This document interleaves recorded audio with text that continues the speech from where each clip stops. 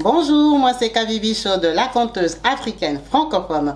Je partage des histoires de vie réelles et vécues sur ma chaîne YouTube. Si c'est la première fois que tu tombes par hasard sur une de mes vidéos, n'hésite pas à rejoindre la team Kabibi Show en t'abonnant et surtout en cliquant sur la cloche de notification pour être au courant des vidéos que je partage.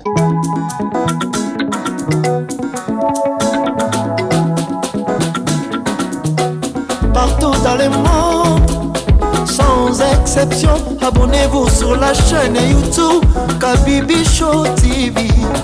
L'information en temps réel, Allez.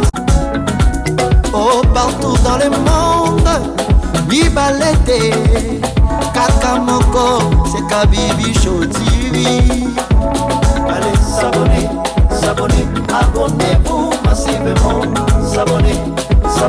abonnez-vous massivement,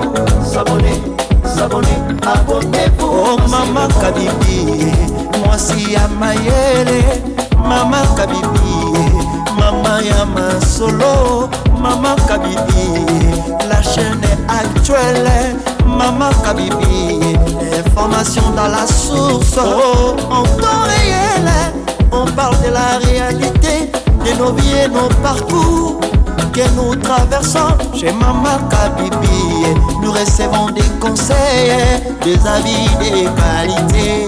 Dans la team Kabibi Show, la team de qualité, c'est la team d'exception. Oh Mama Kabibi, Mama africaine, Mama Kabibi, Bendele Amboka chez Mama Kabibi. Moi si Kitoko, Mama Kabibi, la sagesse, la différence. Elle nous parle des histoires réelles, l'histoire vécue, remplie des émotions, avec éloquence, classe, la maman de la francophonie, Maman Kabibi, Kabibi Show TV, Maman Kabibi, Mama ya Bana, Mama Kabibi, Mama ya Boboto, Mama Kabibi, Kabibi Show, Kabibi wetwe. La team Kabibi Show TV, Bendele ya Mboka, Topesi Olombonia. Kabibi Show, abonnez-vous massivement, abonnez-vous massivement, abonnez-vous massivement.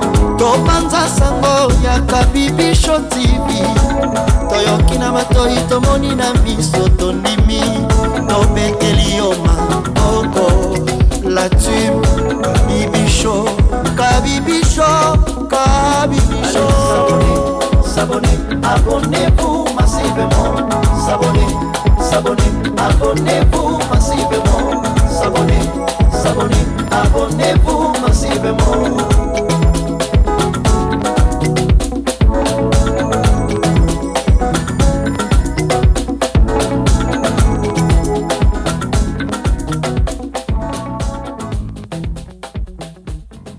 Bonjour et bienvenue sur ma chaîne YouTube Kabibi Show TV. Yes, en chaleur, je suis heureuse de vous retrouver tous nombreux, connectés, branchés, actifs sur ma chaîne YouTube. Yes, la team Kabibi Show, on s'agrandit comme j'ai dit. Ici, nous sommes là pour parler de nous, pour partager nos histoires de vie, nos vécus, nos expériences.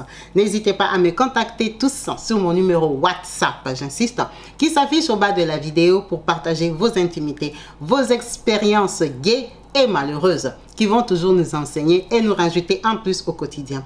N'hésitez pas à commenter les vidéos de ces personnes qui se sont ouvertes à nous. Parce que quand on partage son histoire, on attend des commentaires. On revient toujours vérifier qu'est-ce que les gens en pensent, qu'est-ce que les gens auraient fait à ma place, comment les gens auraient réagi. N'hésitez pas à commenter, c'est le but de la chaîne. Quand on se dévoile, on veut avoir des avis différents. Merci à vous tous qui n'hésitez pas de liker et surtout qui n'hésitez pas de vous abonner. Merci pour les encouragements, les différents messages vocaux que vous laissez à ma personne et aux personnes concernées. C'est le but de la chaîne. Nous sommes là pour nous encourager, nous soutenir et avancer ensemble. Aujourd'hui, nous avons une histoire assez particulière, une histoire qui nous concerne, une histoire qui vient d'Afrique, mais qui ne s'est pas passée en Afrique, qui s'est passée à l'Occident. Cette histoire s'est passée en Australie, à Melbourne. Beaucoup d'entre vous peut-être la connaissent déjà parce que c'est une histoire qui date de 2015. Pourquoi on en parle aujourd'hui?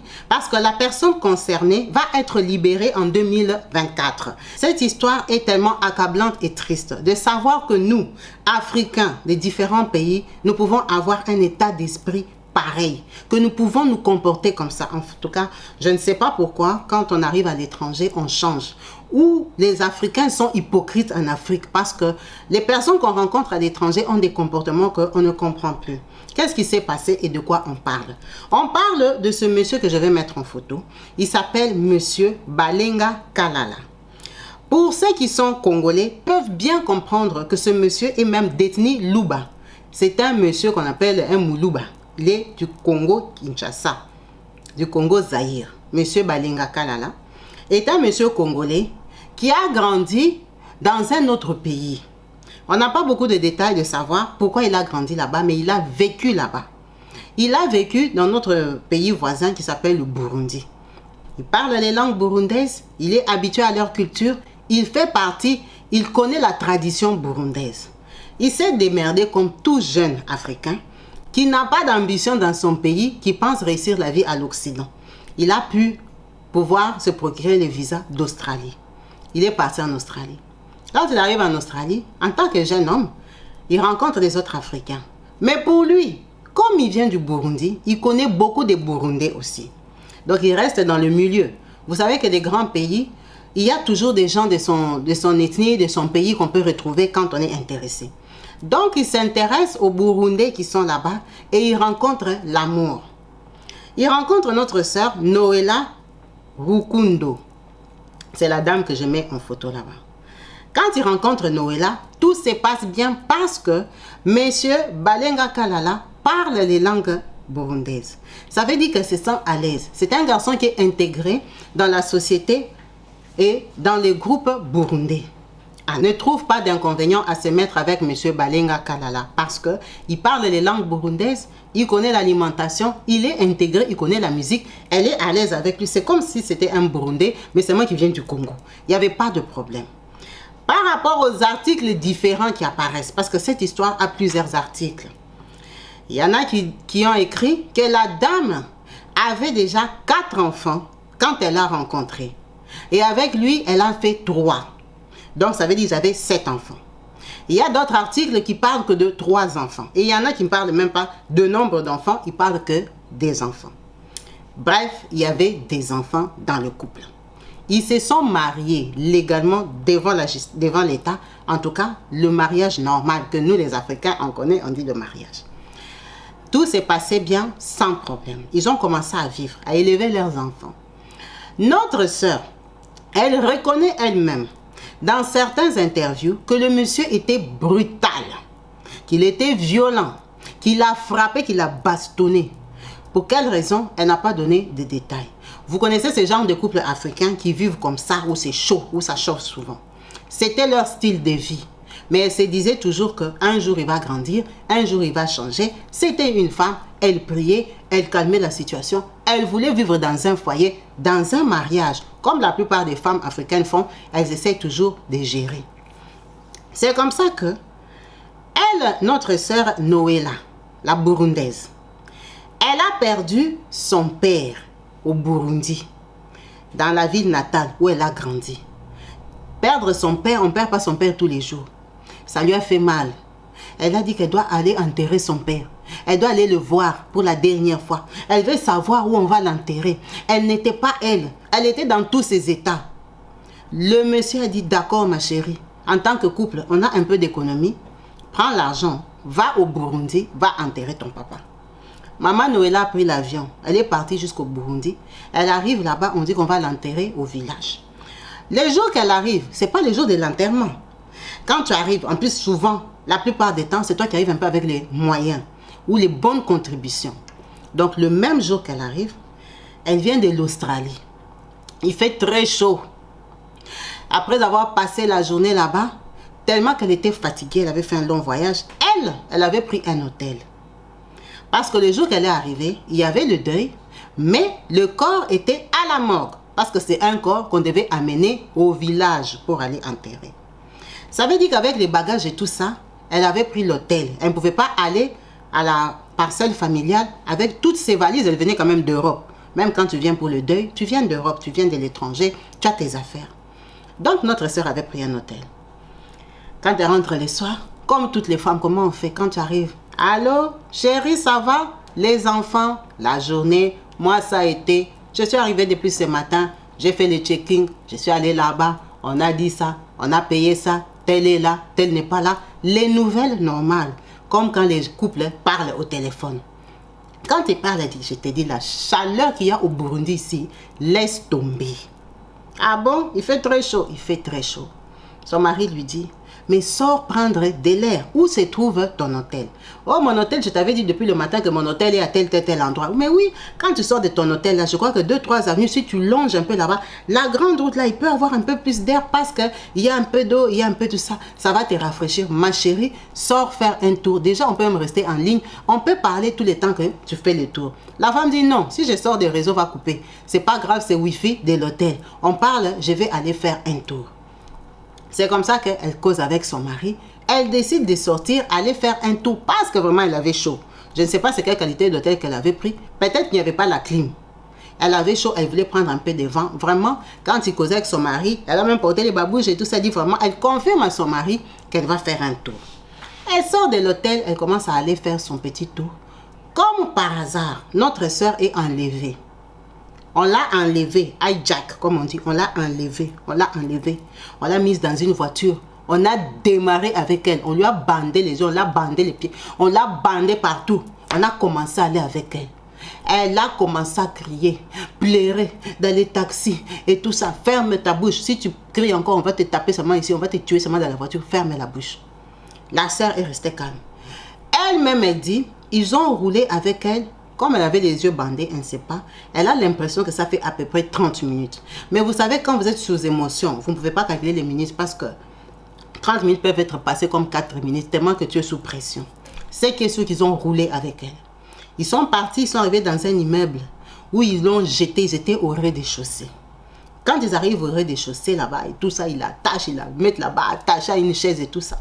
Elle passe la nuit là-bas avec eux. En pleine nuit.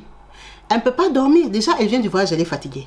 Elle est stressée. Elle se dit seulement que moi, c'est la malchance. Je suis venue enterrer mon papa et maintenant, on m'enlève. Donc, on va me tuer, m'exécuter ici. La fille a pleuré. La fille a pleuré. Quand elle pleurait, elle citait les noms de sa famille. Elle citait les gens. Vraiment, moi, la petite sœur de tel. Moi, vraiment, c'est quoi? Je suis venue seulement enterrer mon père. Qu'est-ce que j'ai fait, Seigneur? Oh, mon Dieu, reste protéger mes enfants. Oh, vous voyez un peu les gens de pleurs, comme les Africains pleurent, là, c'est lamentent, là. Tellement qu'elle pleurait maintenant, dans ses pleurs, elle a cité le nom de son frère. Quand elle a cité le nom de son frère, quand elle cite le nom, l'enleveur, là, les gens qui l'ont enlevé lui demandent, le monsieur que tu as cité là, c'est qui? Oh, c'est mon petit frère, c'est le deuxième après moi, vraiment, je viens de Melbourne, moi, vraiment, je n'ai rien fait, moi, vraiment. Le monsieur qui l'a enlevé, c'est sans mal. Pourquoi? Parce qu'il connaît le petit frère. Parfois, c'est bien d'avoir des petits frères qui ont des amis voyous. Il connaît le petit frère. Du coup, il est embarrassé, dérangé de savoir que c'est la grande sœur de quelqu'un qu'il connaît. Ils ont commencé à parler entre eux. Après, il lui demande, tu es venu faire quoi ici? Il dit non, je suis venu pour enterrer mon père. Mon père est encore à la morgue. Normalement, on doit aller l'enterrer au village. C'est pour ça que je suis arrivée. Déjà, il m'attendait aussi que j'arrive. Maintenant, je suis arrivée, je suis là avec vous. Ah, toi, ton père est ici. Toi, tu n'es pas congolaise. Il dit, moi, je ne suis pas congolaise. Moi, je m'appelle Noëlla Rukundo. Je suis une Burundaise. Je ne suis pas une Congolaise. Ah, comment ça, tu n'es pas une Congolaise? Les enleveurs ne comprennent plus rien. Ils prennent le téléphone. Ils appellent la personne qui leur a donné la mission. Quand ils appellent, comme ils sont plusieurs, les autres aussi doivent entendre le message. Oui, monsieur patron, on est avec elle ici, on a déjà enlevé, en tout cas tout est complet et tout ça. Maintenant, le reste d'argent, c'est comment? Il faut que tu nous fasses le dernier virement d'argent.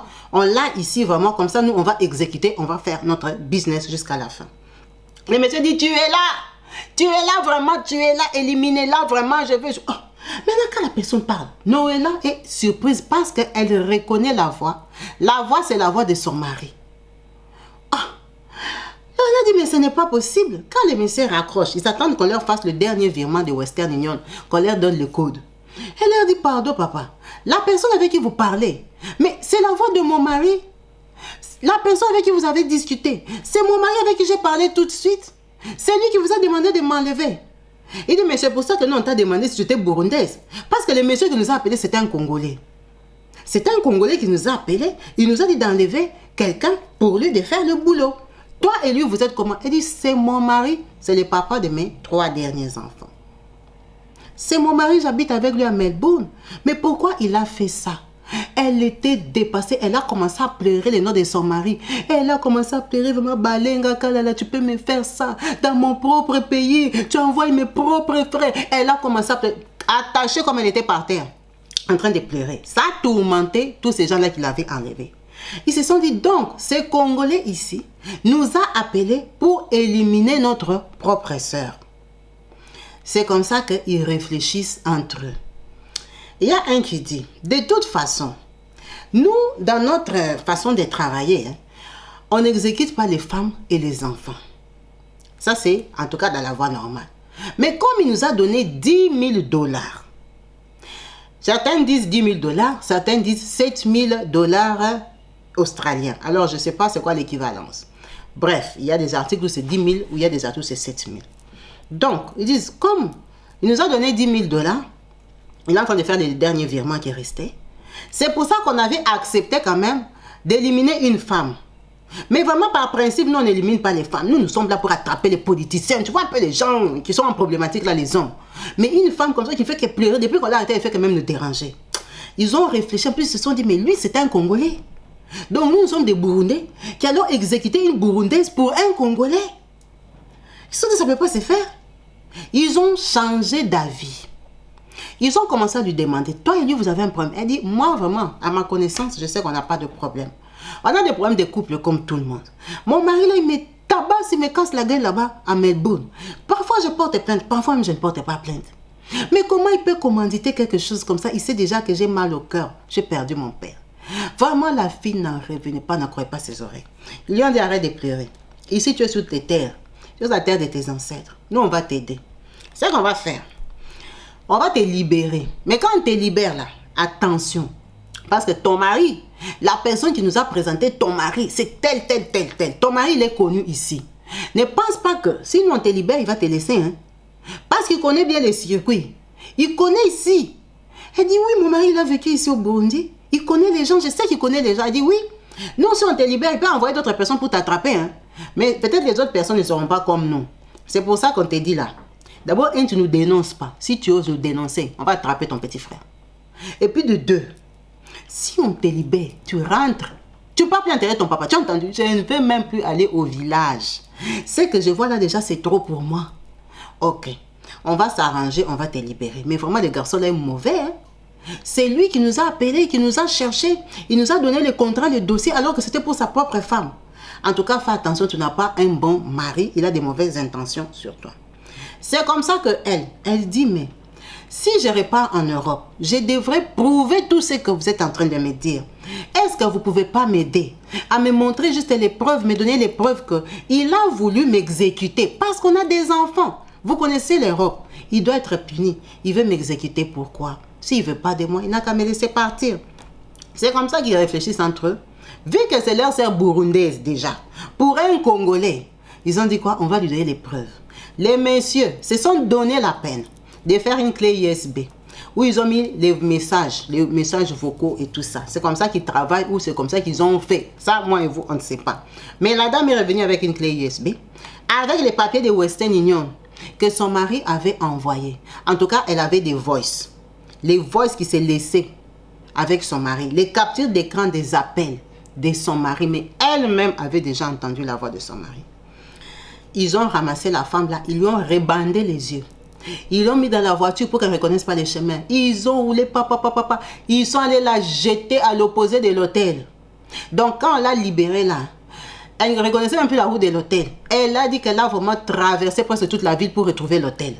Mais par contre, nous avons encore beaucoup roulé dans la voiture. Ces gens-là l'ont jetée. Elle ne les connaît pas. Elle ne connaît pas leur nom. En tout cas, elle ne veut même pas connaître.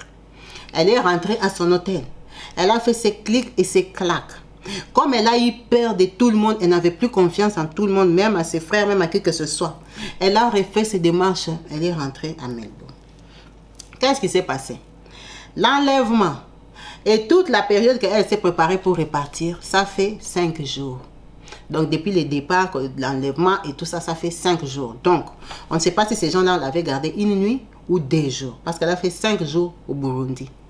Elle a pris l'avion le 5e jour. Ça veut dire que monsieur Balenga Kalala, lui là-bas, les jours que ces gens-là ont libéré Noëlla, ils l'ont appelé, ils lui ont dit c'est bon, là on vient de la jeter. Mission accomplie. Balenga avait déjà envoyé les 10 000 $.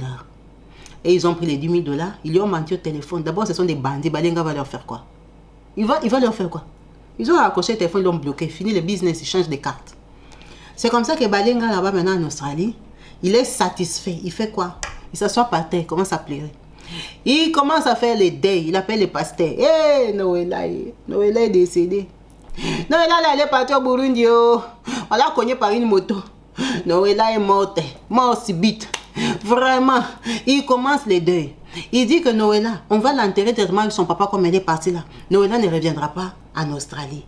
Donc il fait les deuils quoi. Vous connaissez nos deuils d'Europe. Les gens commencent à venir les visiter. On fait la liste. En Australie, il n'y a pas beaucoup de Noirs comme en France. Oh, papa Kalala là-bas, il a le deuil, il faut la cotisation. Les gens doivent les 20 €, les 50 € et tout ça. Peut-être qu'il va aller enterrer sa femme au Burundi. Peut-être qu'il doit payer. Peut-être, vous connaissez comment on compatit pour nos concitoyens. Donc, c'est comme ça que les gens font la liste des cotisations. Les gens viennent à la maison les soirs, on met les chansons des frères Patrice, on chante, on pleure. Maman Noëlla. On a imprimé une grosse photo de Noëlla, on a mis au salon. Les autres mamans viennent faire les beignets là-bas, ils commencent à préparer. On boit le thé et tout ça. Les deuils. Ils ont fait les deuils comme ça pendant 3 jours. Et du coup, comme ça tombait le week-end, le pasteur dit, bon, comme Noëlla sera enterrée là-bas, ça ne sert à rien que tu fasses un grand deuil pour rien, tu traumatises les enfants. Tu as des démarches administratives à faire. Tu dois attendre qu'on t'envoie l'acte de décès et tout, pour aller présenter à la préfecture ici par sa famille et tout. Comme ça, tu vas te libérer sur les papiers et faire les démarches par rapport aux enfants. Ça ne sert à rien de tirer les deuils en longueur. Le dimanche, là, moi je viendrai après les cultes, le soir vers 17 h, 18 h. On va faire une messe où on va prier pour son âme, qu'elle aille reposer en paix. Comme ça, je te libère, le deuil termine. Comme toi-même, tu as dit qu'on va l'enterrer là-bas. Lui, papa Balenga Kalala, il est très d'accord. D'ailleurs, sur les deuils, il fait même que 3 jours, 4 jours là, c'est bon. Comme ça, il peut passer à autre chose, il peut continuer sa vie.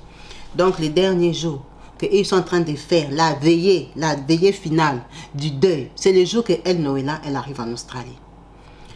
Elle arrive en Australie, Noëlla, elle ne descend pas chez elle. Elle va poser ses affaires parce qu'elle est traumatisée et elle ne sait pas que chez elle, il y a le deuil. Elle a peur de l'affronter, c'est une femme. Tu es venu avec des preuves, tu ne vas pas aller te pointer chez lui avec ton sac où il y a les preuves. S'il prend tes valises. Donc Noëlla, elle descend à l'hôtel, elle laisse ses affaires et tout. Elle dit que maintenant, quand elle arrive, elle essaye de regarder. Elle voit sur les réseaux sociaux. RIP Noëlla, repose un peu Noëlla et tout. Aïe! Toutes mes amies savent que je suis déjà morte. Elle commence à lire. Il y a des gens qui ont mis des programmes de son deuil. Aujourd'hui, messe de requiem. Aujourd'hui, oh, à la maison domicile de M. Balenga. À 16 h, 17 h, vous tous soyez là pour les derniers hommages à notre... Oh, elle a vu tout ça sur les réseaux sociaux. Sur les trucs de ses amis bien connectés sur Facebook. Elle a dit, ah bon? Donc mon funérail, c'est aujourd'hui. Comme elle connaissait l'heure. Elle a dit, j'attends. Ça ne sert à rien d'aller là-bas le matin, on sera face à face, nous, il peut me taper, il peut me faire un crime. Que j'attende quand il y aura tout le monde. C'est comme ça qu'elle reste. Elle est émotionnée, elle est dépassée, elle est fatiguée mentalement, physiquement et tout ça. Elle dort tout l'après-midi. Elle se réveille le soir. Elle se dit, les Africains ne sont pas ponctuels. Comme ils ont dit 17 h là, ils viendront à 19 h. Ça va finir vers 20 h, je vais aller là-bas. C'est comme ça que les gens viennent, ils font les beignets, ils mangent, ils prient et tout ça. Les deuils terminent, les gens commencent à partir. Noëlla est venue, elle s'est mise au coin de la rue. Elle a vu comment les gens entraient, comment les gens sortaient, comment lui-même, Balenga, il sort, il accompagne les autres. Bisous, merci d'être passé. Elle est en train de les regarder au coin des rues. Elle se dit, tous ces gens-là sont en train de me pleurer, le monsieur, il est comment?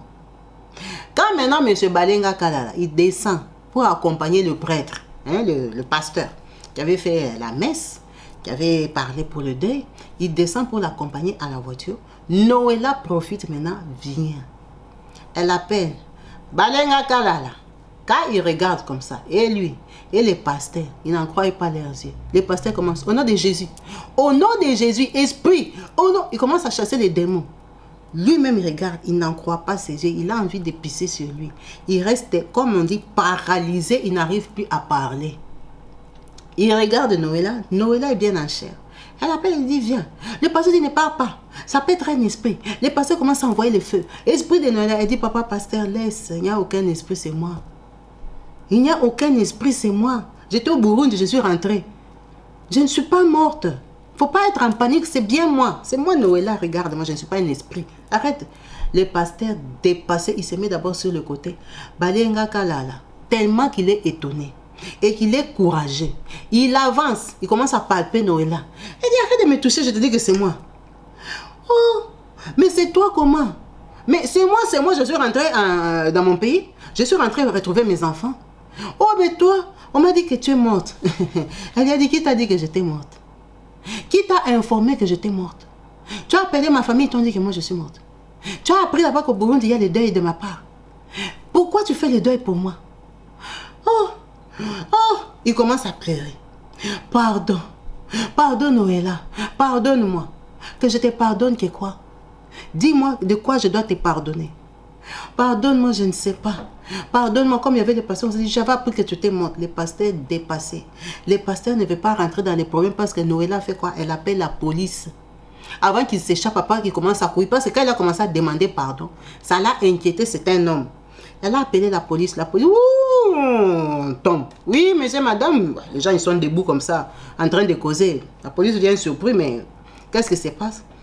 Noëlla commence à raconter son histoire. Les policiers disent ça, c'est un gag, c'est une aventure. Donc, toi, tu es morte. Et oui, comme je suis là, il faut dire à mon mari que je ne suis pas morte. Il vient de finir le deuil, mon deuil. Tous les gens que vous voyez qui sont en train de sortir, de chercher par les balcons là pour qu'ils leur disent au revoir là, ils sont en train de me pleurer, moi. Mais moi, je ne suis pas décédée. J'ai su ça sur les réseaux sociaux. Papa, elle raconte l'histoire.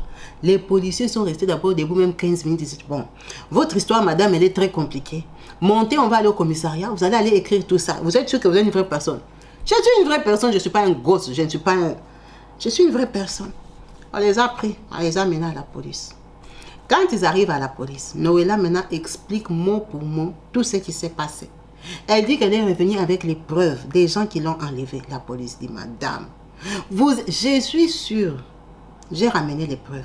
La police lui dit, prends l'avocat, ramène les preuves, on va écouter. C'est comme ça que notre sœur part à l'hôtel. Elle ramène les preuves, les audios, les Western Union, du nom de son mari et au nom de la personne qui l'a enlevée. Bon, la personne qui l'a enlevée, est-ce que c'est son vrai nom? On ne sait pas. Elle montre toutes les preuves. Mais ce Balenga Kalala est arrêté. Cette histoire s'est passée en 2015. Noëlla était partie au Burundi en janvier. Elle est revenue, je crois que c'était début mars. On a arrêté son mari officiellement le 15 février 2015. Il y a des articles qu'on a écrits en 2016 et tout ça. Il y a plusieurs articles sur ça. Donc, on a arrêté monsieur Balenga Kalala pour 9 ans en 2015. Nous sommes en 2023. Vu qu'elle n'est pas morte, ça ne sert à rien de l'arrêter à vie. Il a eu que 9 ans. Donc, il va être libéré très, très bientôt. Cette histoire, c'est une histoire qui fait froid au dos. C'est une histoire qui nous enseigne beaucoup. De comment on peut vivre avec quelqu'un qui a des plans machiavéliques pour nous. Ce monsieur a eu des enfants avec Noëlla. Qu'elle soit belle, moche, sale, impolie ou quoi que ce soit. Comment tu peux vivre avec quelqu'un? Tu prends 10 000. Tu lui donnes pas que va enterrer avec ton père, ma chérie. Non. Tu prends 10 000 $ que tu envoies pour qu'on l'exécute en Afrique parce que ça sera facile à justifier ici. Mais ça, c'est quel état d'âme? Ça, c'est quel cœur que les gens qui sont à l'Occident ont développé. Ça, c'est quel cœur que les peuples africains ont envers le prochain. Comment tu peux vivre avec quelqu'un, tu la regardes, tu la vois bien. Elle sort de la maison et dit au revoir aux enfants. Tu l'accompagnes à l'aéroport, tu sais que comme tu pars là, tu ne vas pas revenir. Parce que j'ai commandité. Donc quand il lui disait que sort là, il savait que si elle n'était pas sortie le soir, elle allait sortir le matin, ces gens-là allaient l'attendre.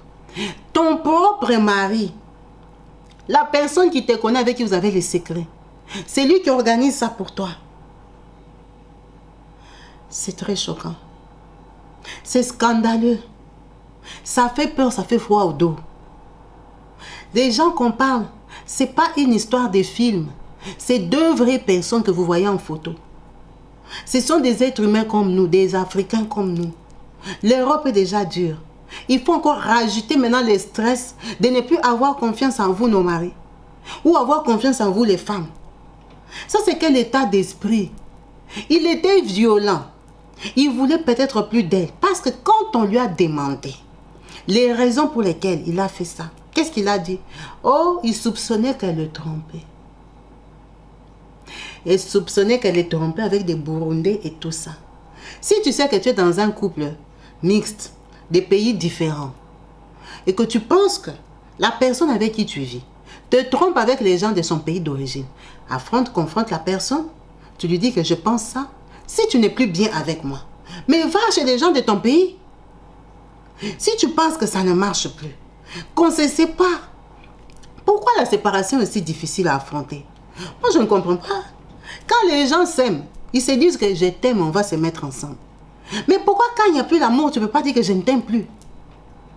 Pourquoi tu dois aller seulement à la solution qui est irréparable? Tu dois aller à l'extrême. C'est quelle idée là de prendre la vie de quelqu'un, la diminuer à l'amour qu'elle doit porter pour toi ou que toi tu portes pour elle. Donc dans toute sa vie là, elle n'est rien du tout. Elle est réduite à l'amour. L'amour pour toi. Et l'amour pour les enfants. L'amour pour ses parents. L'amour de sa propre vie. Ça compte pas. Mais ça, c'est quel genre d'égoïsme? Qu'est-ce qui est difficile de dire à quelqu'un que je ne veux plus? Moi, je vais partir d'ici, reste avec tes enfants. Je n'en veux plus, je ne vais pas en prendre soin. Allez vous accuser là-bas au tribunal, mais tu es libre. L'amour, ce n'est pas par force. Les mariages, ce n'est pas par force. Les célibataires ne divorcent jamais. Si le mot divorce existe, c'est pour les gens qui se sont mariés. C'est pour ça qu'on a mis le mot là, dans le dictionnaire, divorce. Quand ça ne marche plus, que vous ne voulez plus, vous pouvez devenir divorcé. Ce n'est pas interdit, ni par la religion, ni par la loi. Le mariage, ce n'est pas la prison. Ça ne marche plus, ça ne marche plus. Vous êtes deux personnes différentes, deux éducations différentes. Vous pouvez vous lasser. En vieillissant, les gens changent. Les gens changent de façon d'être, de penser, de vouloir les choses. Il y a des gens, plus ils grandissent, ils ne veulent plus les bruits, ils ne veulent plus l'ambiance, ils ne veulent plus comme ça. La personne que toi tu aimais il y a 20 ans n'est plus la même personne qu'il y a 40 ans. Tu es libre de partir. Parce que celui que toi tu aimais, c'est celui de 20 ans. Ce qui te propose aujourd'hui à vivre une vie de mamie, une vie de gens fatigués, qui n'ont pas d'option, qui n'ont rien envie de... Ils ne veulent rien du tout. Regardez seulement la télé, regardez la pétanque. Si cette vie-là ne t'intéresse pas, tu es libre de dire que moi, tu vois, je t'aimais quand tu étais jeune là, quand tu bougeais là. La façon que tu es devenu trop frère là. Tu es tout le temps prière, église et tout ça. C'est bien beau. Mais moi, à ce rythme-là, ça ne va pas aller. Ça ne me plaît pas. Je ne me retrouve plus dans ces couples. Si tu n'as pas l'intention de changer, ou je sais que tu ne vas pas changer, pardon papa, laisse-moi partir. Mais vous vous séparez? Si vous avez déjà acheté les biens, qui ne sait pas que quand on achète les biens en commun là, on peut se séparer? Qui ne sait pas ça? Quand vous décidez de mettre l'argent ensemble, vous savez que vous êtes deux personnes différentes. D'abord, un peut mourir, l'autre va rester avec. Tu es consciente? Il n'y a personne qui peut dire qu'il a mis l'argent ensemble avec son conjoint en ne sachant pas qu'un jour ça peut aussi ne pas marcher. Donc tu es conscient que tu es en train de faire une affaire avec la personne avec qui tu as le droit de divorcer. Donc maintenant aujourd'hui, comme vous avez déjà acheté une maison ensemble, tu vas dire que vous ne pouvez plus vous séparer. Vous pouvez vous séparer, la maison c'est autre chose, le mariage c'est autre chose. Vous pouvez vous séparer. Vous vous convenez de comment vous allez faire. Ou toi tu es tellement attaché à ces biens-là que tu vois que mais moi je ne peux plus perdre cette maison, elle vaut trop. Cette maison-là, je n'aurai plus jamais l'occasion de l'avoir dans ma vie. Donc comme je vais garder le confort, Soit je l'élimine, soit je reste souffrir. Pourquoi on a des petites résolutions comme ça? Pourquoi on ne voit pas plus grand? La vie, ce n'est pas compliqué. Tu ne veux plus, tu es libre. Le mot liberté, il existe pourquoi? La liberté, c'est pour les humains. Tu es libre de changer d'avis. Tu es libre de ne plus aimer. Tu es libre de décider de vivre ta vie toute seule. S'il ne voulait plus de Noëlla, parce qu'elle a 7 enfants, parce que se disait qu'est-ce que les gens vont penser, qu'est-ce qu'ils vont penser? Ils vont penser que tu es parti, c'est tout. Ils vont penser que tu as fini avec elle. Tu veux qu'ils pensent quoi? Parce que tu crois que comme tu es en couple là, tout le monde pense de vous positivement. Il y a toujours des gens qui ont à redire sur vous. Et puis même s'ils pensent, ça fait quoi? S'ils pensent, ça change quoi? Pourquoi tu vas limiter ta vie aux pensées des autres? Qu'est-ce que toi-même tu penses de toi-même? Quand tu penses que tu vas vraiment éliminer la mort de tes enfants, qu'est-ce que tu penses de toi-même? Tu te sens comment? Donc tu t'inquiètes plus pour ce que les gens vont penser de toi que de ce que toi-même tu penses de toi-même. Tu te regardes dans le miroir, premier jour tu dis, comme elle est là, on l'a exécutée, je commence le deuil. Tu pensais à quoi dans ta tête? En fait, la pensée même ne vaut pas. Ça vaut rien pour toi. En fait, tu es une personne malhonnête même envers ta propre personne. Parce que si tu t'inquiètes seulement de qu'est-ce que les gens vont penser, comme il s'est justifié. Il a dit qu'il pensait qu'elle a trompé. Il ne voulait pas divorcer parce que les gens allaient penser. C'est ça qu'il a dit, hein. Que les gens allaient penser qu'il est irresponsable, qu'il n'avait pas assez de preuves. Il s'inquiétait des pensées des gens, mais il n'avait pas un souci pour ses propres pensées à lui. Quelqu'un avec qui tu as partagé la vie, l'intimité, jusqu'à couler les sangs, faire les enfants. C'est ça la personne que toi, tu vas prendre 10 000. Mais 10 000 déjà, c'est le début d'une autre vie. 10 000 déjà, tu peux aller prendre un bel appartement, tu équipes. Il avait 10 000 $ à payer. Il pouvait prendre ça, payer des nouveaux loyers chez lui. Là où il allait partir vivre sa vie tranquillement. S'il avait d'autres rêves ou d'autres ambitions, d'aimer d'autres femmes, 10 000 $, c'est un bon départ. Pourquoi prendre 10 000, aller donner à des aventuriers en Afrique? Maintenant, ils n'ont pas fait le travail. Qu'est-ce qu'il va faire? Quand il va sortir là en 2024, il va faire quoi? Il va aller chercher d'autres 10 000 pour chercher d'autres bandits qui vont aller attaquer des autres bandits là où il va faire quoi? Il va lui dire que remboursez-moi. Pourquoi quelqu'un peut se limiter comme ça? Aller faire 9 ans en prison gratos. Parce que la fille elle est bien dehors. Elle se promène. Elle fait grandir les enfants. Mais ça c'est quel état d'esprit pour il faut arrêter? Ça ne marche pas, vous vous asseyez. Vous avez des parrains, des marraines. Vous avez des gens que vous connaissez. Tout couple a quand même des gens qui connaissent, qui pensent qu'on peut aller, si ça nous a dépassé, on peut s'asseoir, on peut aller raconter que nous vraiment, on s'aime plus, on ne s'entend plus. Vous allez les voir, vous leur dire que nous vraiment, on est fatigués, on veut divorcer. Comment vous pouvez nous soutenir dans cette démarche? Si on vous conseille, vous voyez que les conseils ne donnent pas, séparez-vous. Avoir des résolutions comme ça, c'est ridicule. Surtout en tant qu'Africain. Quand on a quitté l'Afrique, on est venu, on pensait que c'était les attitudes des Blancs. Hein? Que quand il a fini avec toi, il t'attrape là-bas derrière, dans la cave, là-bas, il t'enferme. C'est fini. C'est ça qu'on pensait. Mais voir qu'un Africain qui vient d'Afrique, qui a vécu au Congo, qui a vécu au Burundi, un bon Africain tout noir, peut avoir une résolution comme ça. À cause de quoi? Ils ne sont pas en villa, ils étaient en appartement. Parce que le deuil, quand la fille est apparue, c'était en bas de l'immeuble. Donc ils n'étaient même pas riches. C'était des gens qu'on voit seulement, des gens qui ont la vie banale, comme tout le monde qui se cherche. Maintenant, toi et elle, vous êtes deux pauvres. À Melbourne, vous vous débrouillez, vous vivez au minima, comme la plupart des étrangers. Maintenant, tu veux l'exécuter parce qu'il y a quoi? Parce qu'après, tu auras quoi? Tu vas continuer dans un autre HLM. Tu vas continuer toujours la même vie des minables là. C'est pour ça que tu enlèves un autre. Ça n'a pas de sens. Ça n'a pas de sens. Quand vous les voyez sur la photo là, ces messieurs-là vous inspirent à quoi? Est-ce que là, la tête d'un riche, les têtes des riches africains, on les connaît? Un riche africain n'a pas sa tête. C'est un monsieur qui fait des petits boulots de 1 800, 2 000 €, c'est tout. Ça, c'est vous, on n'a pas besoin de lui poser la question. En tout cas, excusez-moi, il y a des têtes qui montrent la richesse ou la pauvreté. Ce monsieur-là, ça se voit qu'il n'a pas de biens de valeur. Il n'a pas une maison de 200 000, de 500 000. Ses vêtements même déjà montrent. La façon dont il est là, c'est une personne normale, banale. Et donc, lui, il pense qu'il a le pouvoir d'ôter la vie d'une autre femme qui a une maman, des enfants. Donc, ces enfants-là allaient rester à qui? À lui, un criminel. C'est lui qui allait les éduquer. Mais il faut être plus fort que ça. Tu as aimé la femme. La femme ne veut plus. Ou toi, tu ne veux plus. Libère-toi ou libère-la. Fouille, abandonne. Mieux vaut même les hommes qui tu te lèves un matin, tu reviens du boulot, il est déjà parti. Mieux vaut ça. Parce que j'espère que cette dame-là n'est plus à Melbourne. Comment tu vas vivre dans une ville avec les papas de tes enfants qui avaient commandité ça? Ou maintenant, quand lui il va sortir là, quelle relation il aura avec ses enfants? Il viendra et la Bible dit que j'ai changé en prison. Il y a des pardons, maman, qu'il ne faut pas accorder. Maman Noëlla, des pardons comme ça, à distance. À distance.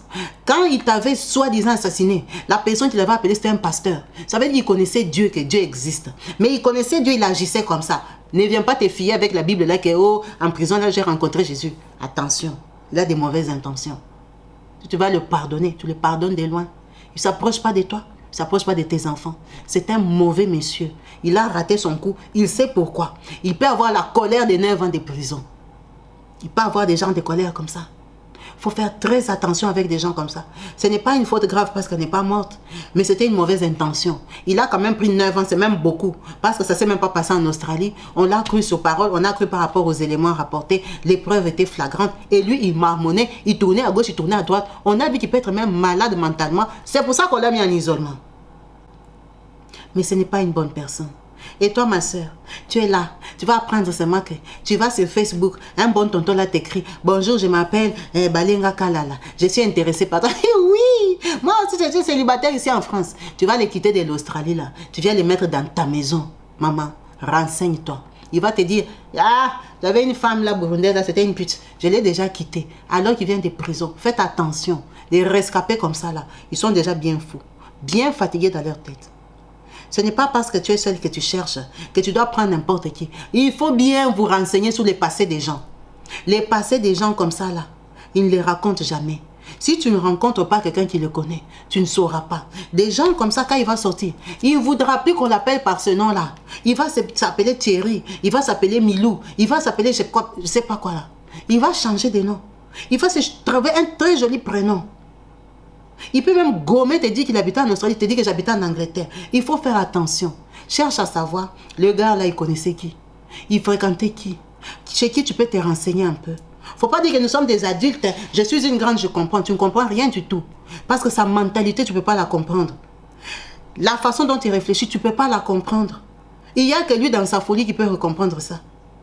En tout cas, cette histoire est choquante. C'est le but des vidéos pour éveiller les consciences, pour nous rappeler, nous remettre à l'ordre que la confiance se mérite.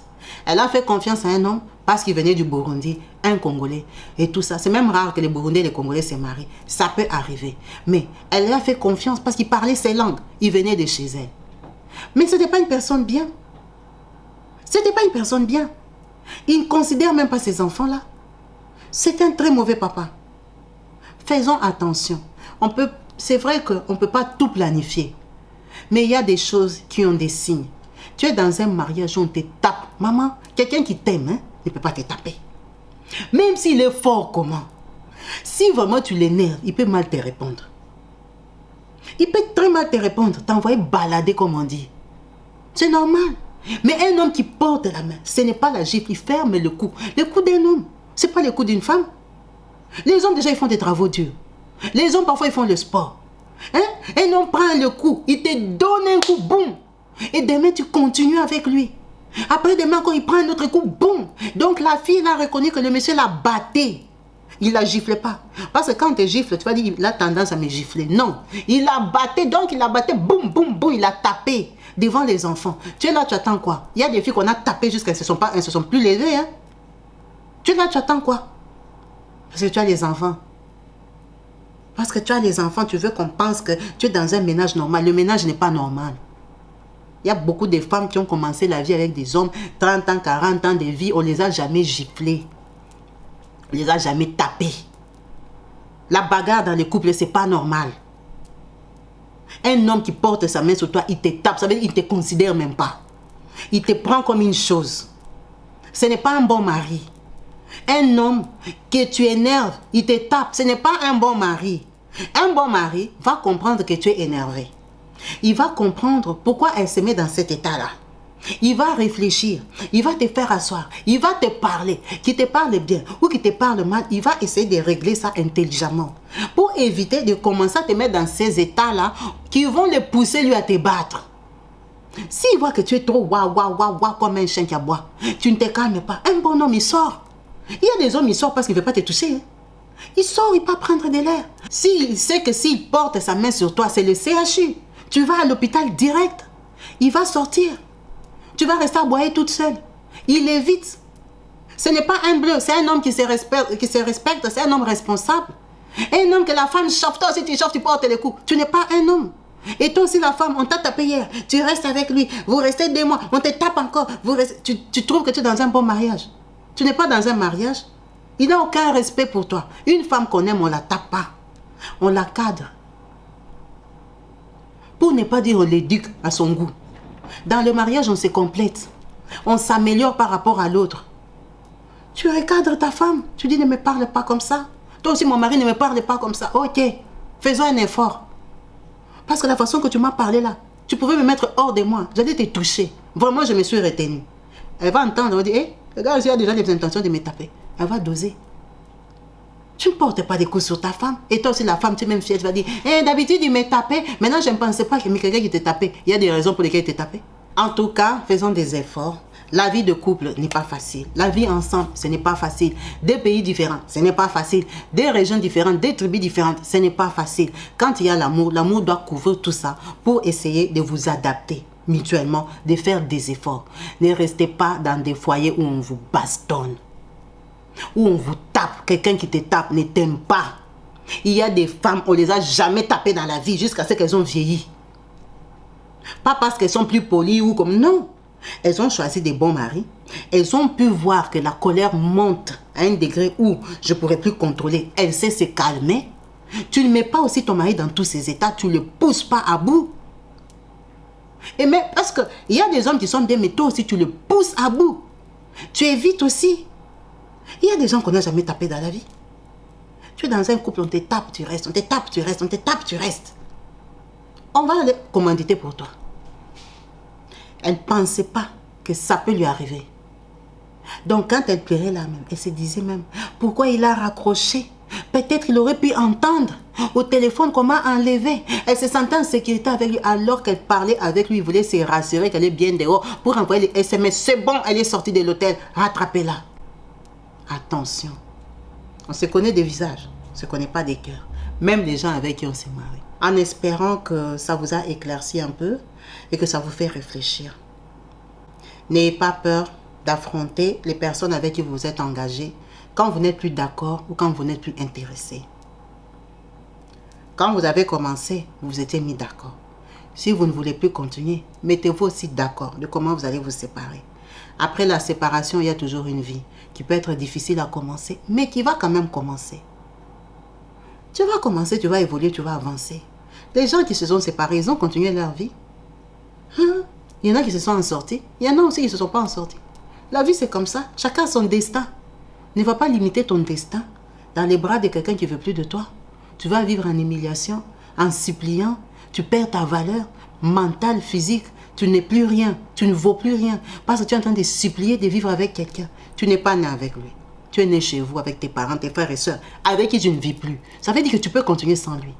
Parce que quand tu es déjà marié, tu ne vis plus avec tes frères et soeurs. Ils sont restés chez vous. Tu es seul là-bas à Melbourne. Tu es seul.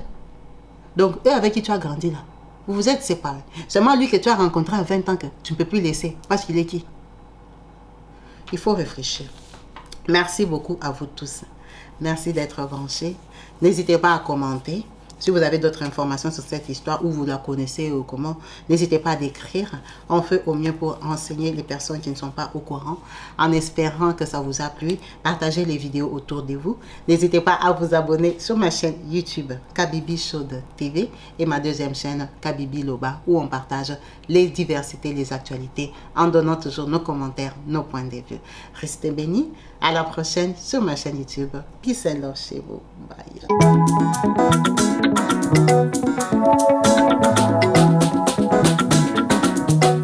Partout dans le monde, sans exception, abonnez-vous sur la chaîne YouTube Kabibi Show TV. L'information en temps réel, Allez. Oh, partout dans le monde, Bibalete, Kakamoko, c'est Kabibi Show TV. Allez, s'abonner, abonnez-vous massivement. S'abonner, abonnez.